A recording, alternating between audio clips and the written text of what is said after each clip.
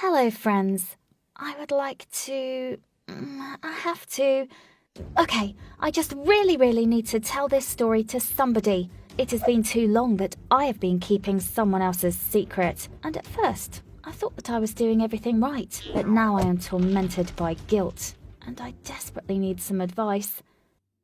My name is Megan, and I'm 16 years old. I have a best friend, Olivia Younger, and her birthday is a couple of months later than mine. One day I got this idea to throw the coolest party ever for my best friend.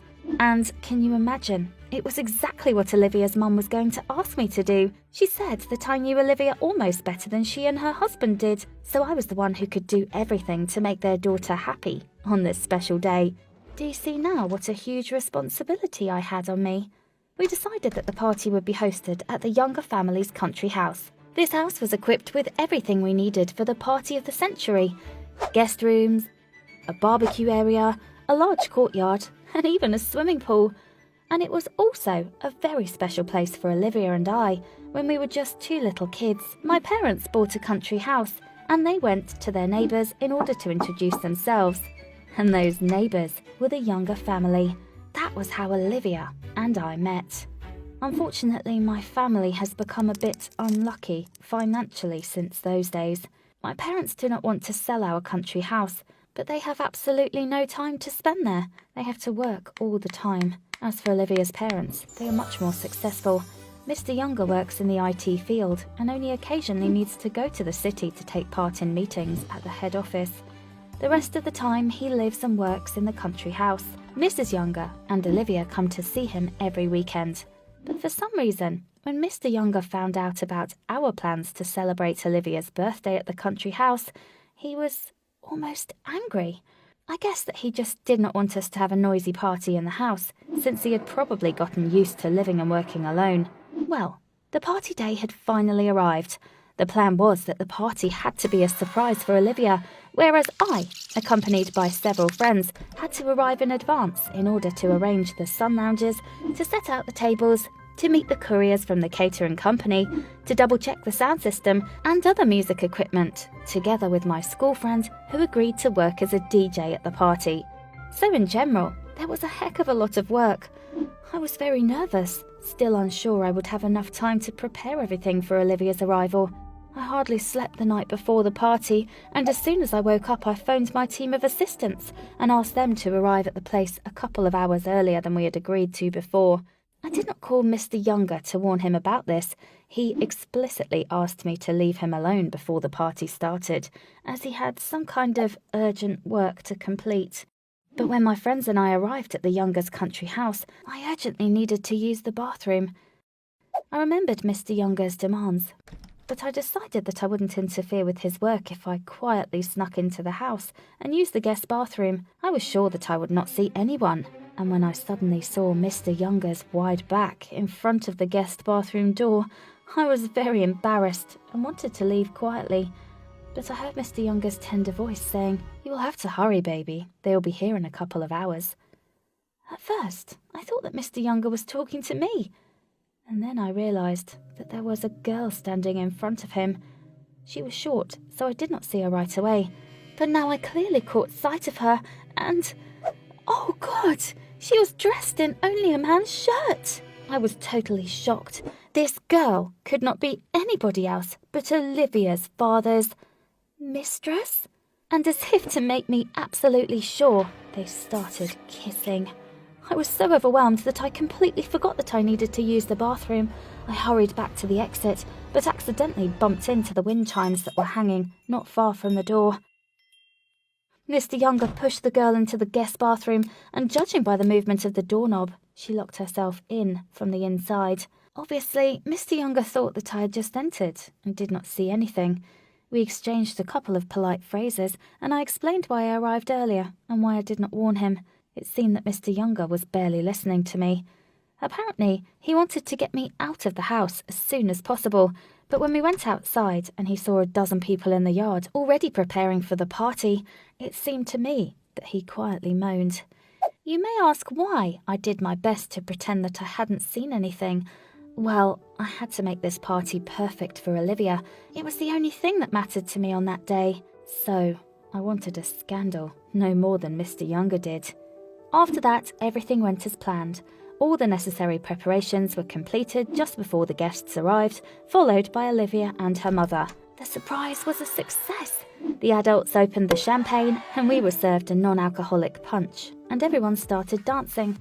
Olivia looked completely happy, and I could not even imagine that her father's mistress was still hiding somewhere in the house. Mr. Younger also pretended that everything was in order. I had a couple of glasses of punch, and suddenly realised that I still needed to use the bathroom. Mr. Younger apparently lied to his wife, saying that something was wrong with the guest bathroom, so the main one was open to all the guests. I also used the main washroom, but the temptation to check what was happening in the other bathroom was too much. I went to the door and knocked gently, and you know what I heard? An agitated voice from behind the door asking, "Is that you, dear?" Oh my God! Imagine if it wasn't me who came here. I held back my anger and quietly told this girl that I knew who she was and that she had to let me in. She obeyed, and now I could see Mr. Younger's mistress. She looked no more than 20 years old, and she was so scared that she asked for my help. Her name was Rose, and she really was having an affair with Mr. Younger. I was furious. How could they have a date here on the day of Olivia's birthday party? Rose cried and said that today was their anniversary. Of course, Mr. Younger could not miss his daughter's birthday party, but he and Rose absolutely had to see each other on that day. They thought that Rose would have time to leave before the guests arrived. It was so disgusting. But still, I agreed to help Rose out. Sooner or later, someone would have discovered her, and they would make a fuss. The truth would come out, and all this in the middle of Olivia's party. I could not allow this to happen. That would kill my bestie. Rose told me where her things were, and I brought them. I had a plan. I decided that I would just bring Rose to the party, pretending that she was my friend. There were so many people at the party that one more stranger would not attract attention. Rose got dressed, calmed down a bit, and immediately understood my plan. Oh boy, you should have seen Mr. Young's face when Rose and I appeared. His face turned white. I allowed myself to briefly enjoy this moment, and after a while introduced Rose as my friend, who was slightly late for the party. Mr. Younger seemed even more surprised, but said nothing. He only looked at me questioningly. I nodded slightly. This ended our conspiratorial communication, and we all just continued to enjoy the party. Rose perfectly played her part and did not arouse any suspicion. It was a victory. A couple of days after the party, Mr. Younger called me. I was at school, so I did not answer the call. Then he texted me that we needed to talk, and that he was ready to pick me up after school.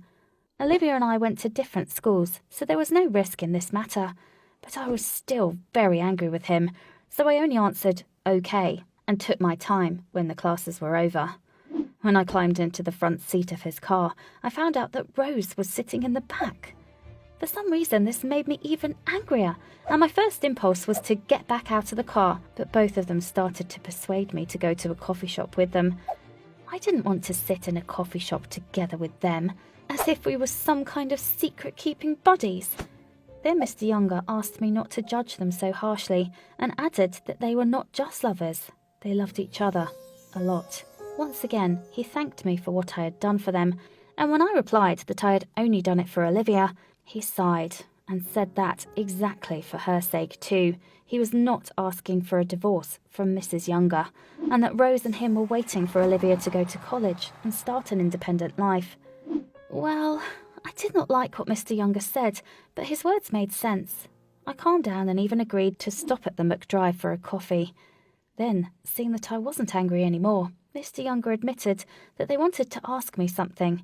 He wanted to be sure that I would not betray the little secret between the three of us to Mrs. Younger and Olivia.